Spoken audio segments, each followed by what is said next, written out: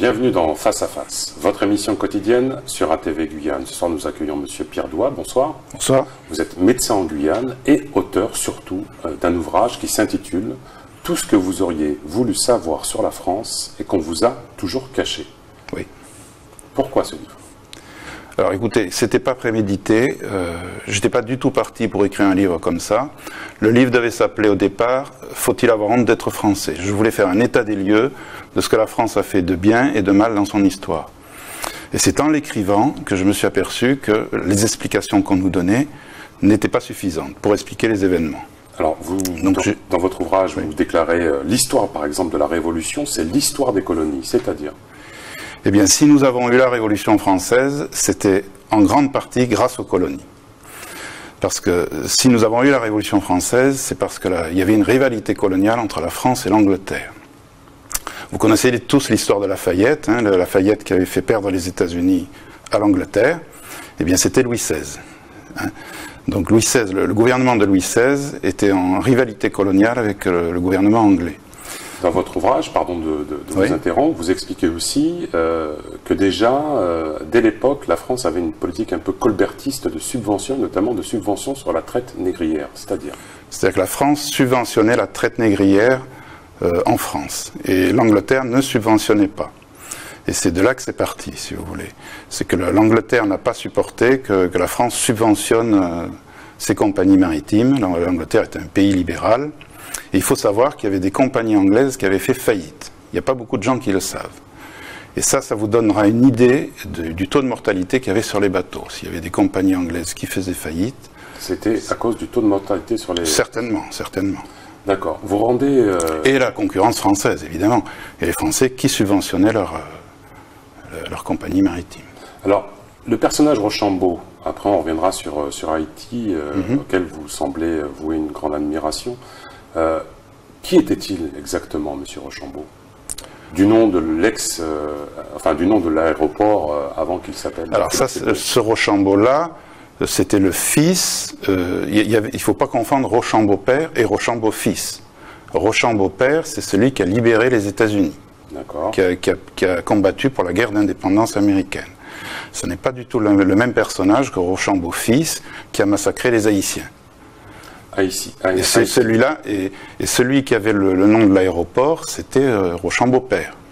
Haïti, qu'est-ce que vous pouvez nous dire sur ce mouvement révolutionnaire des Noirs conduit par Toussaint Louverture? Alors, ce mouvement révolutionnaire a eu lieu en 1791. Toussaint a organisé une révolte d'esclaves. Il y a eu 1000 blancs qui ont été massacrés, 1000 colons blancs qui ont été massacrés. Et ça a été le premier, ce n'était pas le premier, mais c'était le premier mouvement d'esclaves, de libération d'esclaves. La première République noire. Voilà, non, on avait fait courir, Toussaint avait fait courir le bruit que le roi voulait abolir la peine de fouet et donner un congé aux Noirs le dimanche, aux esclaves. Et les Noirs n'ont pas... Les Noirs se sont révoltés à cause de ça. Ils sont devenus plus gourmands après parce que leur mouvement a réussi, parce que les révoltes ont réussi, et c'est là qu'ils ont demandé l'abolition de l'esclavage. D'accord. Vous dites aussi que le lobby anglais prétendument anti-esclavagiste n'avait pour autre dessein que de s'approprier les colonies françaises. Voilà. Alors je disais que l'histoire de la Révolution française, c'est l'histoire de l'esclavage, c'est-à-dire que si les Anglais ont déclenché la Révolution française, c'est pour renverser le gouvernement français. Ils ont payé un réseau d'influence, d'agents d'influence, qui ont renversé le gouvernement français, c'est des gens qui influençaient Mirabeau qui a déclenché la Révolution française, et qui en plus ont créé un lobby qui s'appelait la Société des Amis des Noirs. Vous pensez que ça a eu beaucoup plus d'influence que le fameux tiers-État, la volonté par le peuple d'abolir les privilèges, etc. Eh bien, il y avait... Ce travail de sape est important. Oui, je pense que c'était très important, puisque c'est eux qui l'ont créé. Ce sont eux qui l'ont créé. C'est un agent d'influence anglais qui s'appelait Clavière et qui a recruté Brissot. C'est lui qui a recruté Brissot, qui lui-même a créé la Société des Amis des Noirs. Et Brissot était en prison, il était emprisonné pour dette, et Clavière a payé sa dette pour le faire libérer, pour le recruter. Ils ont fondé ensemble la Société des Amis des Noirs. L'esclavagiste Victor Malouet, vous dites qu'une rue porte son nom, où Oui. ça? Dans Cayenne. D'accord. Et c'était un esclavagiste C'était un esclavagiste, c'était un propriétaire d'esclaves, et c'est lui qui a signé, il a signé un traité avec les Anglais, le traité de Whitehall en 1793, et c'est là qu'on voit que les Anglais voulaient s'approprier les colonies, parce que le traité consistait, les Anglais s'engageaient à maintenir l'esclavage dans nos colonies, s'approprier nos colonies pour maintenir l'esclavage, et en échange, les propriétaires français, les planteurs, s'engageaient à payer leurs impôts aux Anglais. Alors vous dites aussi que les colonies... C'est lui qui a signé ce traité, Victor Malouet. Dans votre histoire de France, Oui. que toutes les colonies, en fait, c'était une forme de projet de puissance pour les États, que les États se sont appropriés le monde. Oui, justement, il y a des choses que les gens ne savent pas, c'est que c'était très riche à l'époque, c'était très riche. Haïti, c'était 35% des exportations françaises. 35%. Oui, c'était énorme, c'était énorme. On ne peut pas imaginer, c'était 40% du sucre mondial, la France faisait le meilleur café du monde, et toutes ces denrées étaient exportées en Europe à prix d'or. Donc c'était une richesse considérable. Autant la traite était déficitaire, hein, on vient de le voir, il y avait des compagnies qui avaient fait faillite, autant l'esclavage, il ne faut pas confondre l'esclavage et la traite. L'exploitation des esclaves dans les plantations, ça c'était très rentable. D'accord. Et c'était une richesse considérable. Vous dites aussi c'est ça que les Anglais voulaient s'approprier.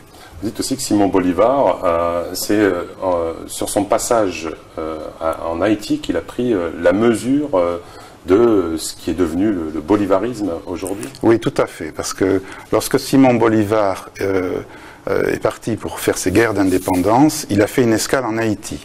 Et il a été reçu par Alexandre Pétion. Et Pétion l'a aidé. Il l'a aidé à s'organiser.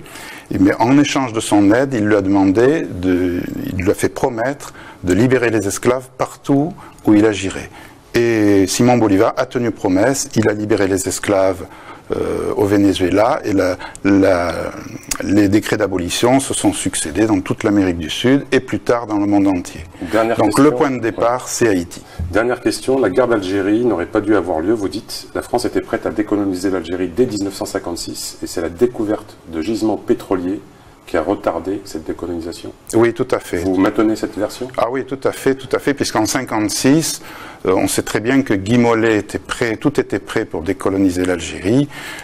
Alors évidemment, Guy Mollet a été mal accueilli à Alger, il a reçu des tomates, mais ce n'est pas la vraie raison. C'est à ce moment-là qu'on a découvert le pétrole, et c'est là que la guerre a commencé. Monsieur Perdoua, merci. Les amis, voilà l'ouvrage écrit par notre médecin guyanais, plein d'informations utiles. Vous pouvez l'acheter un peu partout, je présume.